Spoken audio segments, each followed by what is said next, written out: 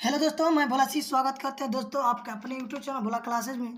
दोस्तों आज हम लोग साइंस के कुछ अति महत्वपूर्ण प्रश्नों को कवर करेंगे, जिस लेसन का नाम है विद्युत के चुंबकीय प्रभाव। चलिए पहले प्रश्न की ओर बढ़ते हैं। विद्युत धारा के किस सिद्धांत पर कार्य करता है? तो इसका राइट आंसर हो जाएगा ऑप्शन आपके सामने, ऊष्मीय, चुंबकीय और रासायनिक। और डी में से कोई नहीं। तो इसका राइट आंसर का ऑप्शन नंबर ए, ऊष्मीय प्रभाव। नेक्स्ट क्वेश्चन है, 1 किलोवाट घंटा किसके बराबर होता है? 1 किलोवाट घंटा किसके बराबर होता है?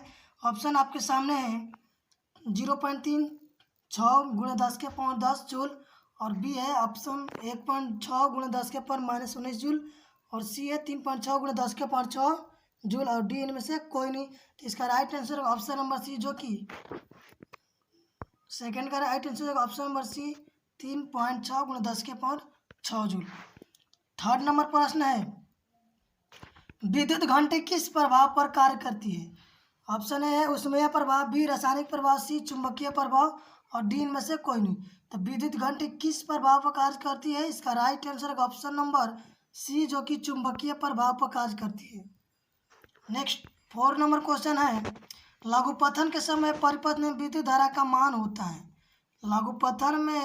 लघुपथन के समय परिपथ में विद्युत धारा का मान होता है। ए में बहुत कम हो जाता है, बी में परिवर्तन नहीं होता है, और सी बहुत अधिक बढ़ जाता है, और डी निरंतर परिवर्तित होता है। तो इसका राइट आंसर हो जाएगा ऑप्शन नंबर 4 का राइट आंसर हो जाएगा ऑप्शन नंबर सी, जो कि बहुत अधिक बढ़ जाता है। नेक्स्ट 5 नंबर क्वेश्चन है, डायनामो का सिद्धांत आधारित है। ए विद्युत चुंबकीय प्रेरण पर, और बी प्रेरित विद्युत पर, और सी धारा के ऊष्मीय प्रभाव पर, और डी है आपके सामने इनमें से कोई नहीं। तो इसका right answer option number A, जो कि विद्युत चुंबकीय प्रेरण, ऑप्शन नंबर ए। अगला प्रश्न है 6 नंबर क्वेश्चन है। 6 नंबर, डायनामो से किस प्रकार की धारा प्राप्त की जाती है? ए है दिष्ट धारा, बी प्रत्यावर्ती धारा, सी दोनों धाराएं, और डी इनमें से कोई नहीं थी। इसका राइट आंसर हो जाएगा डायनामो से एसी और डीसी दोनों धाराएं प्राप्त की जाती है। इसका right answer option number C, जो कि दोनों धाराएं हो सकती है। अगला 7 नंबर प्रश्न है, विद्युत बल्ब में कौन सी गैस भरी रहती है? विद्युत बल्ब में कौन सी गैस भरी रहती है? ए निर्वात रहता है, बी वायु भरी रहती है, और सी निष्क्रिय गैस भरी रहती है, और डी हाइड्रोजन गैस भरी रहती है। तो 7 नंबर क्वेश्चन का आंसर हो जाएगा निष्क्रिय गैस, जो कि ऑप्शन नंबर सी हो जाएगा, निष्क्रिय गैस भरी रहती है। अगला प्रश्न है, भारत में उत्पादित प्रत्यावर्ती विद्युत धारा की आवृत्ति होती है। ऑप्शन है 50 Hz का मतलब हर्ट्ज होता है, और 60 Hz, और 70 Hz, और 80 Hz। तो भारत में उत्पादित प्रत्यावर्ती विद्युत धारा की आवृत्ति होती है ऑप्शन नंबर ए, जो कि 50 Hz होता है, ऑप्शन नंबर ए। 9 नंबर प्रश्न है, हमारे देश में विद्युतमय तार एवं उदासीन तार के बीच कितना विभवांतर होता है? 100 वोल्ट, बी है 200 वोल्ट, और सी है 220 वोल्ट, और डी है 240 वोल्ट। तो 9 का ऑप्शन नंबर सी, जो कि 220 वोल्ट का अंतर होता है। अगला प्रश्न है 10 नंबर प्रश्न है, विद्युतमय तार किस रंग का होता है? हरा, लाल, काला, नीला। तो इसका राइट आंसर विद्युतमय तार, जो कि गर्म तार को कहते हैं। तो इसका राइट आंसर का ऑप्शन नंबर बी, जो कि लाल रंग का होता है। 11वां प्रश्न है, घरेलू विद्युत परिपथ में उदासीन तार का रंग कैसा होता है? उदासीन यानी कि न्यूट्रल, लाल ऑप्शन ए है, बी हरा, और सी काला, और डी पीला। तो उदासीन तार का रंग होता है, उदासीन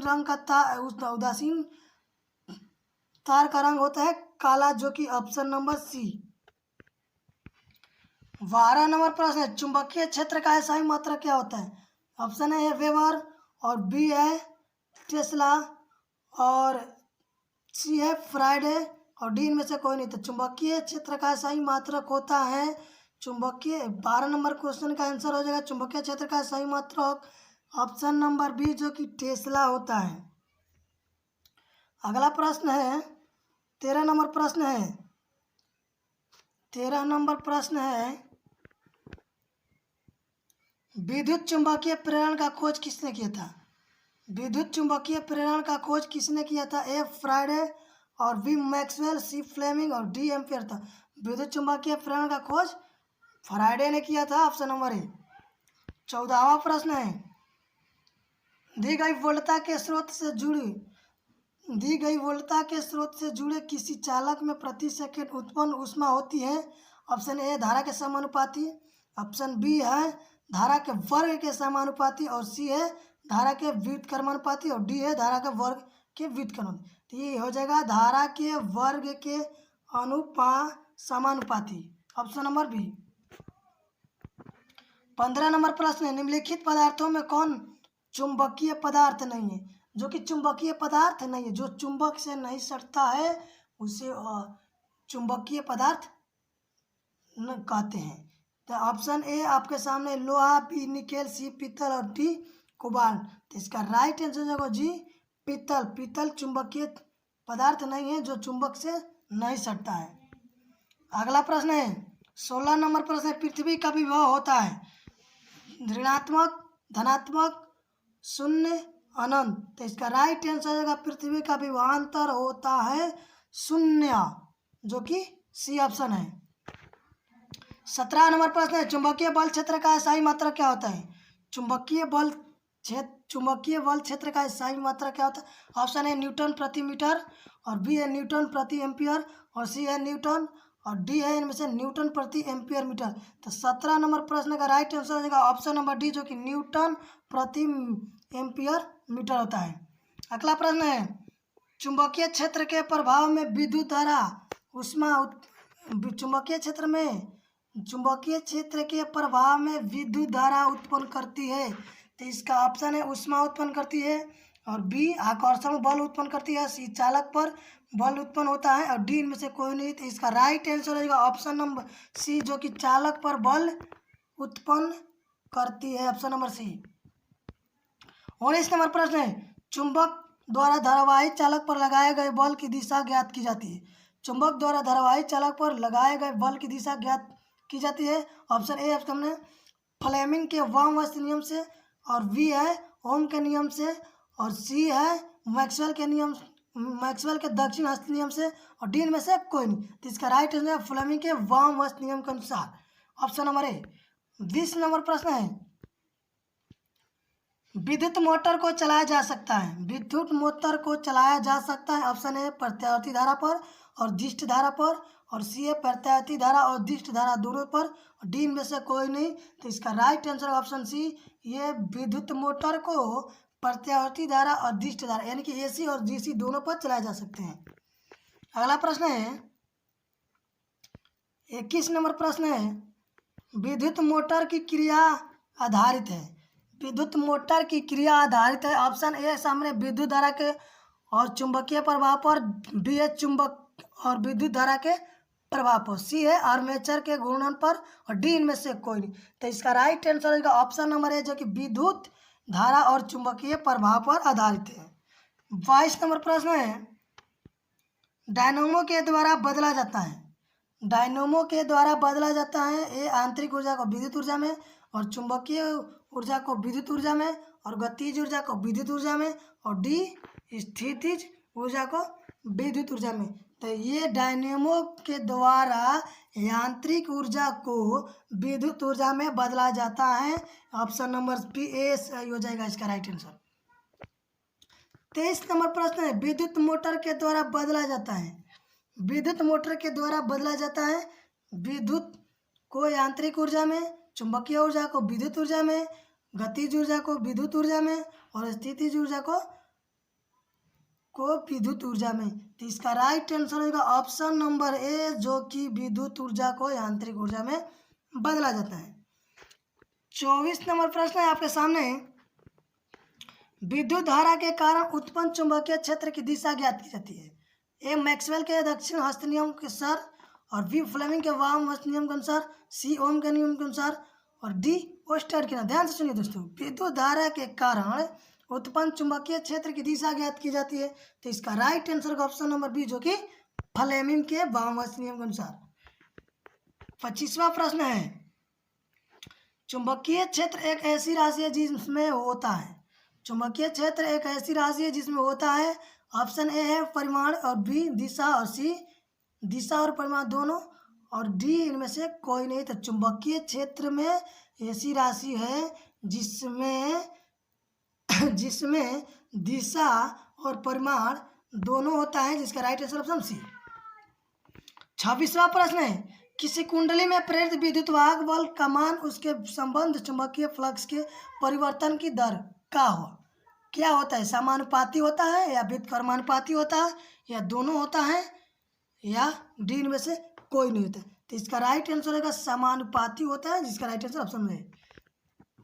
अगला प्रश्न 27 नंबर, किसी छड़ चुंबक के अंदर चुंबकीय क्षेत्र किसी छड़ चुंबक के अंदर चुंबकीय क्षेत्र रेखाओं की दिशा क्या होती है? ऑप्शन ए है ध्रुव, उत्तर ध्रुव से दक्षिण ध्रुव, और दक्षिण ध्रुव से उत्तर ध्रुव, और उत्तर ध्रुव से पश्चिम ध्रुव, और टी है दक्षिण ध्रुव से पश्चिमी ध्रुव। तो इसका राइट आंसर है दक्षिण ध्रुव से उत्तरी ध्रुव, ऑप्शन नंबर बी। 28वां प्रश्न है, जल विद्युत संयंत्र किस ऊर्जा को विद्युत ऊर्जा में रूपांतरित करता है? जल विद्युत संयंत्र किस ऊर्जा को विद्युत ऊर्जा में रूपांतरित करता है? ए तापीय ऊर्जा, बी नाभिकीय ऊर्जा, और सी सौर ऊर्जा, और डी स्थितिज ऊर्जा। तो ये इसका राइट आंसर होगा ऑप्शन नंबर डी, जो कि स्थितिज ऊर्जा। 29 नंबर प्रश्न है, क्या वह उपकरण जो